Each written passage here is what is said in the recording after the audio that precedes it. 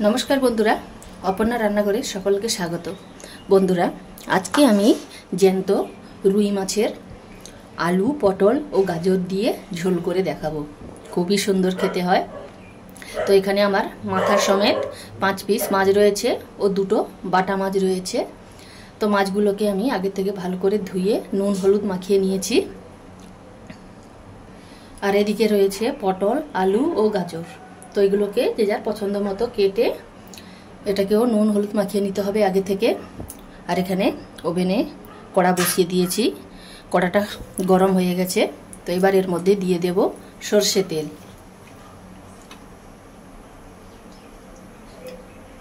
দিয়ে তেলটা একটু ভালোভাবে গরম করে নেব। তো এখানে তেলটা বেশ ভালোভাবে গরম হয়ে গেছে। এবার মাছগুলোই তেলের মধ্যে দিয়ে ভেজে নেব। তো মাছগুলো এভাবে লাল করে ভেজে নিয়েছি। এবার এদিকে তুলে নেব। মাছগুলো ভেজে তুলে নেবার পর এবার এই তেলের মধ্যে পটল আলু ও গাজরটা ভেজে নেব। এখানে গাজরটা হাতের কাছে থাকলে দেবেন, না হলে দেওয়ার দরকার নেই। শুধু পটল ও আলু দিয়ে এই মাছের ঝোলটা করতে পারেন। তো পটলগুলোকে আলু সবকিছু আমি লাল করে ভেজে নেব। আর একটা ঢাকনা দিয়ে ঢাকিয়ে দেব এবং মাঝে মাঝে ঢাকনা খুলে নাড়াচাড়া করে নেব। এখানে পটল আলু গাজর এইভাবে লাল করে ভেজে নিয়েছি। এবার এদিকে তুলে নেব। তো পটল আলু গাজর ভেজে তুলে নেবার পর এবার এই তেলের মধ্যে দিয়ে দেব হাফ চামচ চিনি। চিনিটা হালকা লাল হয়ে এলে এবার এর মধ্যে দিয়ে দেবো একটা তেজপাতা, একটা শুকনো লঙ্কা ও হাফ চামচ কালো জিরে। এগুলো সব ভাজা হয়ে গেলে এবার এর মধ্যে দিয়ে দেব দুটো মাঝারি সাইজের পেঁয়াজ কুচি।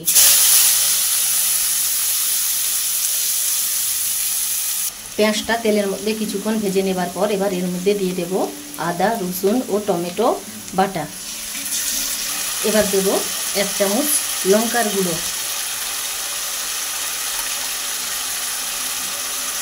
আর দেব 1 চামচ হলুদের গুঁড়ো দিয়ে অল্প জল দিয়ে এবার মশলাটা কষিয়ে নেব কিছুক্ষণ। তো কিছুক্ষণ কষিয়ে নেবার পর এবার এর মধ্যে দিয়ে দেব হাফ চামচ জিরে আর হাফ চামচ ধনে একসাথে বেটে নিয়েছিলাম। তো সেই বাটাটা এবার এর মধ্যে দিয়ে দেব। আপনারা যদি রান্নায় চিনি পছন্দ করেন তো হাফ চামচ এখানে চিনি অ্যাড করতে পারেন। দিয়ে এবার মশলাটা আবার কিছুক্ষণ কষিয়ে নেব।